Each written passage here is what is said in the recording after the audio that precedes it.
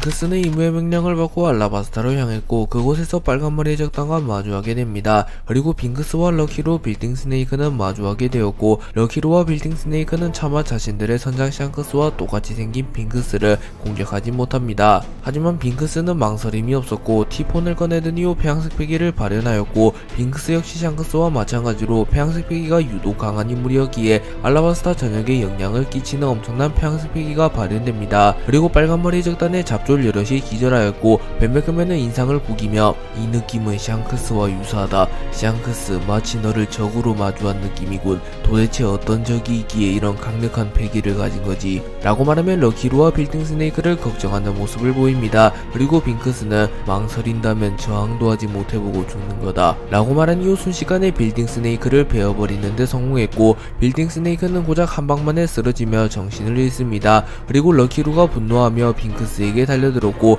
그 순간 빙크스의 검 티폰이 검붉게 변하였고 럭키로는 흠칫하며 흑도 아니야 매의 눈의 흑도와는 느낌이 다른데 라고 생각하였고 럭키로는 몸통 박치기를 사용하여 빙크스에게 들이박아버립니다. 하지만 빙크스는 무장색 피기를 사용하여 럭키로의 공격을 손쉽게 막아낸 이후 사생승천을 사용하여 럭키로를 베어버렸고 럭키로는 순식간에 온몸이 쪼그라들며 앙상하게 변하며 마치 미라처럼 변하며 쓰러집니다. 그리고 티폰은 순식간에 럭키로의 생명에너지를 흡수해버렸고 빙크스는 곧바로 레드포스호를 향해 점프하였고 빙크스는 빨간머리 적단을 마무리 지으려 합니다.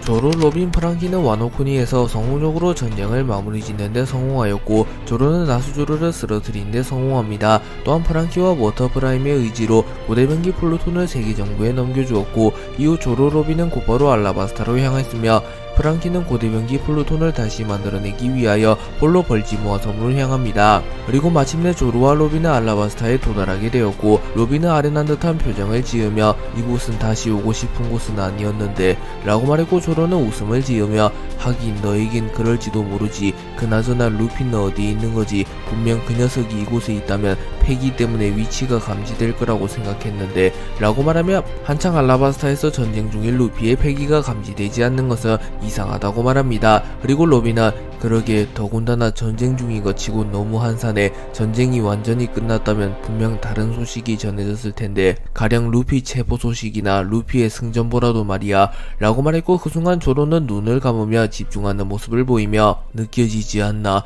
라고 말했고 로빈은 아무것도 느끼고 있지 않았기에 아니 뭐가 느껴진다는 건데 라고 말했고 조로는 루피 녀석 혼자 고생이 많군. 로빈 너는 안전한 곳에 피해 있어라 라고 말한 뒤 곧바로 공중으로 튀어오른 뒤 하늘을 향해 강력한 참격을 날렸고 조로의 공격으로 인하여 공간 열매의 능력으로 숨겨져 있었던 무형의 공간의 입구가 나타나게 됩니다. 그렇기에 조로는 견문색 필기를 통하여 무형의 공간 속에서 삼선장과 오로성이 전투를 치르는 것을 단번에 파악했으며 샹크스조차 파악하는데 오래 걸린 무형의 공간의 존재와 위치를 단번에 파악했다고 볼 수 있기에 조로의 견문색 필기가 얼마나 강한지 알 수 있는 부분입니다. 조로가 하늘을 베어낸 뒤 무형의 공간의 입구를 찾아내자 로빈은 그제서야 아직 전쟁이 끝나지 않았음을 알게 되었고 자신은 우선 아르바나 궁전으로 향하여 비비의 생존 여부를 파악하려 합니다. 하지만 로빈은 그 여자와 나는 엄연히 따지면 불구대천지 원수 루피의 동료가 되었다는 소식은 들었을 테지만 나와 마주친다면 어떻게 나올지 몰라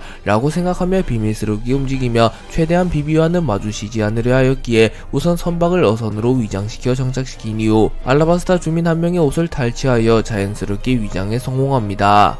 조로는 압도적으로 발달한 견문색 패기를 통하여 공간 열매로 감춰져 있던 무형의 공간을 단번에 찾아냈고 곧바로 무형의 공간 속으로 진입하는 데 성공합니다. 그리고 무형의 공간 속에는 이 세상에 존재하는 아무런 물질도 존재하지 않았고 오로지 끝이 보이지 않는 공간만이 존재했습니다. 그리고 조로는 이정표가 있는 곳에서도 길을 잃을 만큼 심한 길치였기에 당연하게도 무형의 공간 속에서도 헤매기 시작합니다. 하지만 조로는 운이 좋게도 일직선으로 뛰어다니다가 루피와 오로성이 격돌 중인 곳에 근처로 가게 되었고 조로는 오로성과 삼선장이 격돌 중인 것을 확인합니다. 그리고 조로는 루피 이런 곳에서 저런 괴물들과 싸우고 있었던 건가? 키드, 로우, 저 녀석들까지 라고 생각하며 잠시 시간여행을 하기 이전 오니가시마 옥상에서 함께 가이도우 빅몬과 겨뤘던 것을 떠올립니다. 그리고 조로는 시간이 많이도 흘렀군. 이제 모든 모험의 끝에 결착을 지을 시간인가 라고 말한 뒤 곧바로 오로성을 향해 날아갑니다. 오로성과 삼선장의 대결이 시작된 이후 워큐리가 로우를 들이박아버리며 멀리 날려버렸고 나수주로가 키드의 강철파를 베어버리는데 성공하며 오로성은 순식간에 삼선장을 몰아붙이기 시작합니다. 하지만 루피가 로우가 준 밥과 고기를 먹고 체력을 회복하는데 성공했고 루피는 마스의 공격을 손쉽게 막아내는데 성공한 이후 곧바로 고무고무 풍선을 사용하여 자신의 몸을 거대하게 만듭니다. 그리고 루피는 마치 풍선에서 바람을 빼듯이 체내에 모인 공기를 한 번에 오로성을 향해 뿜었고 이는 거대한 허리케인과 같이 변하며 오로성을 멀리 날려버립니다. 그리고 루피는 너희들 괜찮아 라고 물었고 키드는 어차피 기계일 뿐이다. 다시 붙이면 그만이다 라고 말한 뒤 자기 열매의 능력을 사용하여 강철파를 다시 붙였고 로우 역시 고통을 참아내며 다시 진열을 가다듬습니다. 그리고 로우는 이렇게 해서는 대결이 끝이 나질 않겠어. 아니 체력적으로 우리가 먼저 한계에 부딪히게 될 테지. 무언가 변수가 하나만 더 생기거나 지원군이 나타난다면 이 상황을 타개할 묘책이 생길 텐데 라고 생각합니다. 하지만 키드와 루피는 작전에는 별 관심이 없었고 그저 오로성과 싸우는 데에 온 신경이 가 있었기에 루피와 키드는 곧바로 오로성을 향해 달려듭니다. 그리고 워큐리는 대결이 길어지는군. 변수가 발생하기 이전 이젠 대결을 끝낸다 라고 말했고 피터는 허면 그 작전을 시행할 것인가 라고 물었고 세터는 그 모드에는 분명 한계점이 존재하지. 그 모드에 돌입한 이후 전투를 지속한다면 최소 며칠간은 전투불능 상태가 될 걸세 라고 말했고 나스조로는 밀짚모자 루피를 잡는 게 최우선이다. 우리가 며칠 자리를 비운다고 세계정부가 무너지는 일 따윈 없다 라고 말했고 마스는 허면 그 모드에 돌입하는 수밖에 라고 말합니다. 그리고 루피와 키드가 오로성에 가까이 다가왔고 루피는 고무고무 바주란건을 사용하여 매우 거대해진 주먹을 사용하여 오로성을 공격하려 합니다. 또한 키드는 어사인을 사용하여 오로성 전원에게 자성을 부여했고 오로성이 움직이지 못하도록 만들며 루피의 공격을 피하지 못하도록 만들려 합니다. 그리고 루피와 키드는 끝이다 라고 소리쳤고 로우 역시 승리를 자신하며 웃음을 짓습니다.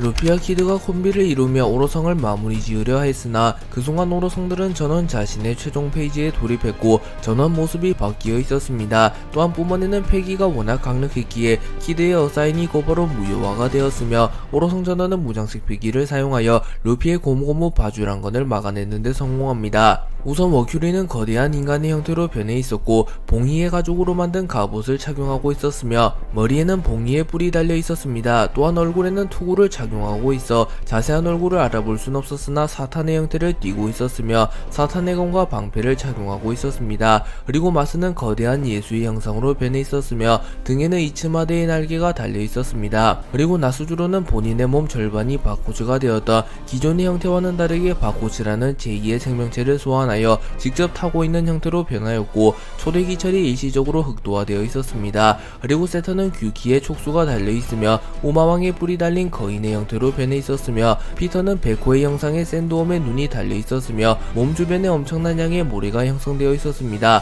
그렇기에 이는 오로성의 고유의 능력과 악마열매 능력이 융합된 상태이며 오로성의 최종 페이지로 볼 수 있는 형태였습니다. 머큐리는 이 모드에 돌입하게 되면 전투가 끝난 이후 며칠간 전투불능 상태에 빠지게 된다. 또한 기력을 회복하기 위해 막대한 재화와 자본이 필요하다. 그렇기에 가급적 구현하지 않으려 했으나 애정왕을 잡기 위해선 우리도 이 정도 각오는 필요해 보이군 이라고 말했고 루피는 웃음을 지으며 미시시시 이전보다 확실히 강해 보이는데 라고 말했고 키드와 로우는 조금은 겁을 먹은 듯한 표정을 짓습니다.